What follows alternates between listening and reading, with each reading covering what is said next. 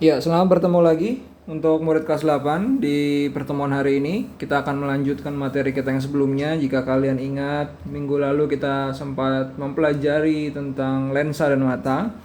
Hari ini kita akan melanjutkan kembali dan khusus membahas tentang bagaimana menentukan bayangan pada lensa cembung dengan menggunakan metode gambar dan perhitungan. Jika minggu lalu kita sempat membahas antara persamaan dan perbedaan antara cermin dan lensa, hari ini saya tidak akan mengulang untuk bagian itu, tapi sedikit saya mengulang di area ini, yaitu perbedaan antara lensa cekung dan cembung. Ini yang perlu kalian perhatikan dan ketahui baik-baik bahwa lensa cekung dan cembung itu berbeda dari segi bentuknya. Yang kedua adalah dari sifatnya. Nah, mengapa kalian perlu tahu? Karena dari sinilah nanti cara menggambar itu kalian akan pelajari mengapa di lensa cekung itu sifatnya menyebarkan sinar, mengapa di lensa cembung itu sifatnya mengumpulkan sinar. Dan di mana nanti ketika lensa cembung itu mengumpulkan sinar, posisi sinarnya akan terkumpul. Nanti kita akan pelajari. Nah, selanjutnya catatan penting yang perlu kalian garis bawahi di sini khusus untuk lensa. Ya, khusus untuk lensa. Kalau kalian mau buka buku, ada buku cetak IPA di rumah, silakan buka halaman 193 194 ya. Minimal diperlukan 2 buah sinar atau garis. Ya, ini sudah kita bahas minggu lalu. Saya hanya mereview sedikit saja. Ya, bayangan terjadi ketika 2 buah sinar ya, cuma 2. Jadi cukup minimal 2 buah sinar atau garis saling berpotongan satu sama lain. Perpotongannya bisa di atas, di bawah, di depan atau di belakang. Dan yang paling penting adalah yang hijau. Jika letak bayangan berada di atas atau di bawah, ketika kalian menggambar, kalian nanti akan mendapatkan letak bayangan bisa di atas atau di bawah. Kalau di atas sifatnya tegak dan pasangan tegak adalah maya, sedangkan kalau dia di bawah sifatnya terbalik, pasangannya adalah nyata.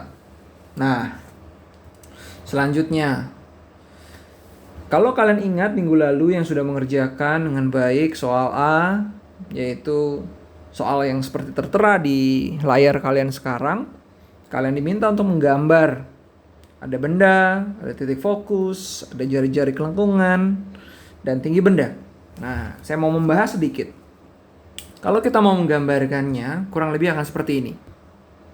Ya, yang pertama kalian perlu gambarkan yang namanya si sumbu utama. Ya, ini sumbu utama. Kemudian kalian perlu menggambar yang namanya lensanya. Cukup dengan garis ya, cukup dengan garis dan ingat ada tanda positif. Nah, cukup sampai di sana sebenarnya. Jadi tidak perlu seperti kalian menggambar ribet-ribet ya, buat yang gampang saja.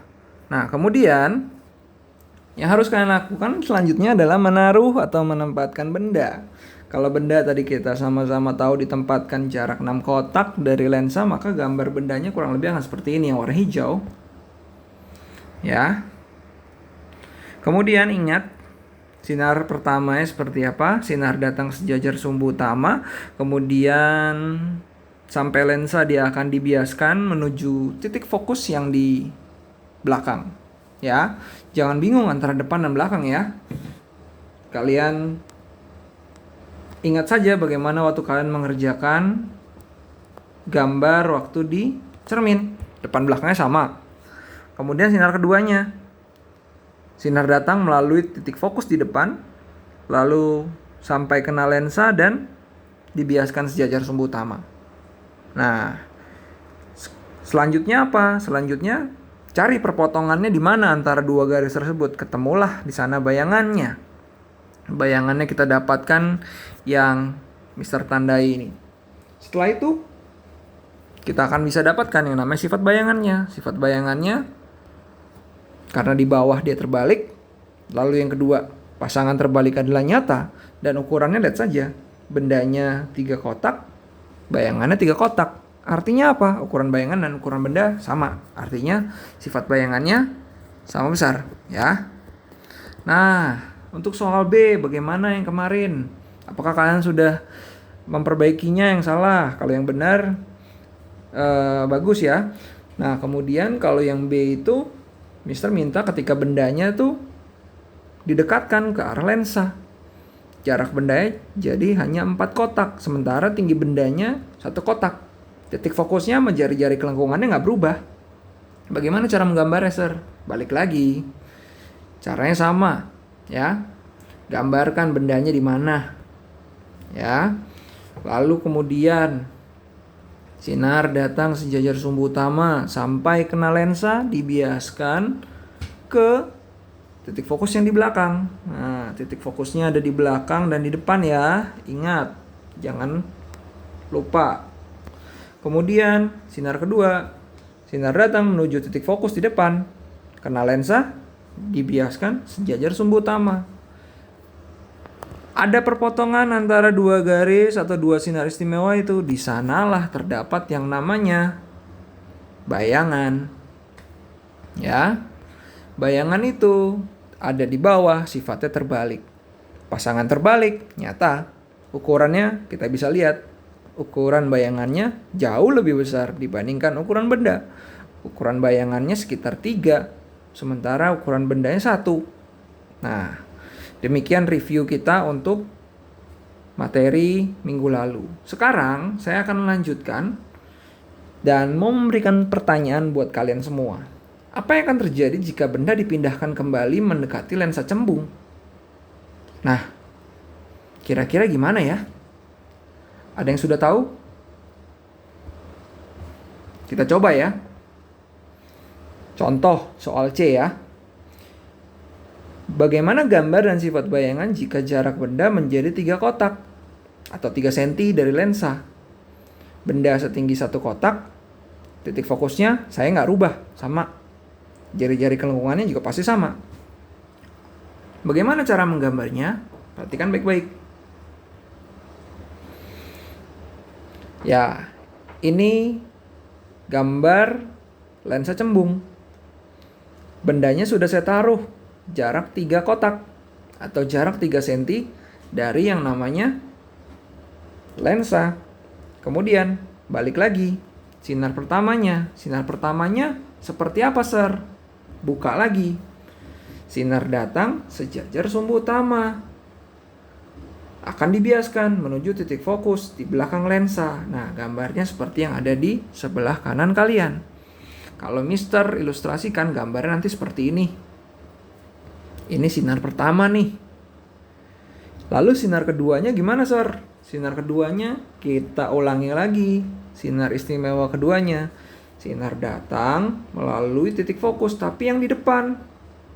Lalu dibiaskan sejajar sumbu utama. Nah, yang perlu kalian gambar nanti adalah seperti ini. Sinar datang menuju titik fokus. Lah, kok garisnya lurus terus, Sir? Iya, karena ketika dia terkena dengan titik fokus, dia tidak mungkin kena lensa. Apa artinya sinar kedua ini? Ketika sinar itu tidak kena lensa, tidak mungkin sinar itu bisa dibiaskan. Jadi kesimpulannya adalah sinar kedua tidak bisa dipakai. Ya, ingat, sinar kedua tidak bisa dipakai. Kenapa nggak bisa dipakai, Sir? Karena tidak mencapai lensa. Kira-kira ini mirip dengan gambar waktu kita belajar cermin apa ya? Sambil-sambil kalian ingatkan ya. Nah, kemudian, jadi kalau nggak bisa dipakai sinar kedua, apa yang harus kita lakukan dong, Sir? Nah, kalau nggak bisa dipakai, berarti kita pakailah sinar nomor 3. Sinar nomor 3 ini dikatakan sinar datang melalui pusat optik. Pusat optik tuh yang mana, Sir? Pusat optik itu yang pasti tengah-tengah. Ya, akan diteruskan tanpa dibiaskan. Kalau digambar, kurang lebih akan jadi seperti ini. Pusat lensanya tuh yang ini yang Mister tandain nih. Ya, pusat lensa itu pas di tengah-tengah. Nah, berarti kalau sinar nomor 2 tidak bisa kita pakai, pakailah nomor 3. Nomor 3-nya gimana, Sir? Ya, sinarnya harus melalui yang namanya pusat lensa. Nah, saya sudah gambar sampai dia kena pusat lensa, Sir. Tapi kok nggak ada perpotongannya? Betul sekali. Kita pernah belajar bahwa bayangan itu harus ada perpotongannya. Kalau tidak ada perpotongannya, otomatis tidak terbentuk bayangan. Jadi, untuk kondisi ini tidak ada bayangannya. Nah, terus kalau bendanya mau kita majukan lagi gimana, Sir? Mister buat contoh D nih. Bagaimana gambar dan sifat bayangan jika jarak bendanya jadi 2 kotak sekarang dari lensa? Berarti bendanya akan dimajukan lagi ke arah lensa. Bendanya punya tinggi sama seperti yang sebelumnya, 1 kotak. Titik fokus dan jari-jari kelengkungannya pun tidak berubah. Coba kita gambarkan. Nah, posisi bendanya sudah Mister tempatkan tuh. Ada di jarak 2 kotak dari lensa. Sinar pertamanya bagaimana? Sinar pertamanya, sinar datang sejajar sumbu utama lensa. Kemudian dibiaskan menuju titik fokus yang ada di belakang. Nah, sinar keduanya. Sinar kedua kita coba dulu ya. Sinar datang melalui langsung ke titik fokus di depan. Wah, nggak kena lensa dong, Sir. Iya, maka itu nggak bisa dipakai. Kalau tidak bisa dipakai, berarti kita pakai sinar nomor 3. Betul sekali. Sinar nomor 3 yaitu sinar datang langsung menuju pusat lensa, diteruskan.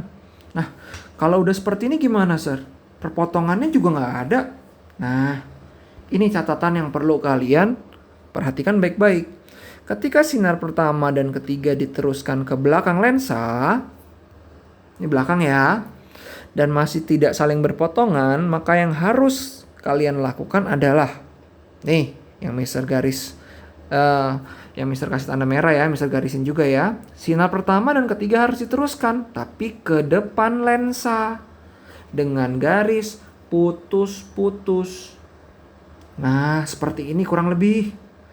Bukan cuma sinar nomor 1-nya saja ya, sinar nomor 3-nya juga. Sampai kapan, Sir? Sampai dia harus berpotongan. Kalau sudah berpotongan, ingat lagi. Ketika sudah berpotongan, 2 sinar istimewa, maka terbentuk yang namanya, betul sekali, terbentuk yang namanya bayangan. Ini bayangannya. Nah, kita sudah dapat nih bayangannya. Ternyata dari sini kita bisa memperoleh kesimpulan nih. Kesimpulannya apa, Sir? Kesimpulannya yang pertama, sifat bayangannya tegak. Kenapa? Karena letak bayangannya di atas. Kemudian, ingat, pasangan tegak itu apa? Maya. Yang ketiga, ukuran bayangannya kita lihat saja. Ukuran bayangannya lebih besar jauh dibanding ukuran bendanya. Pasti sifatnya diperbesar. Nah, ini cara menggambarnya. Kemudian kita lanjutkan. Jadi kalau kalian belajar di hari pertama kita membahas lensa, kalian pasti ingat persamaan antara cermin dan lensa. Nah, setelah kita belajar menggambar ini, kalian pasti temukan nih persamaan-persamaan lain. Pertama, sama-sama menggambar bayangan dengan garis putus-putus jika bayangan bersifat maya. Nah, ini yang tadi kita gambarkan bersama. Jadi gambar bayangannya harus putus-putus. Nggak boleh lurus ya. Harus putus-putus. Yang kedua adalah sama-sama menggunakan sinar ketiga jika sinar kedua tidak bisa dipakai. Nah, sama nih kayak waktu kita belajar cermin. Kalau sinar keduanya nggak bisa dipakai, pakailah sinar ketiga. Kemudian, persamaan lagi antara cermin dan lensa yang kita dapati nih. dari apa yang kita lakukan hari ini. Ternyata antara cermin dan lensa sama-sama menggunakan garis putus-putus untuk mempertemukan sinar pertama dan sinar ketiga.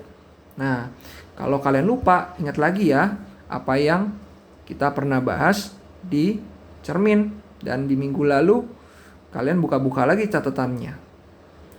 Itu dulu untuk penjelasan cara menggambar bayangan pada lensa cembung.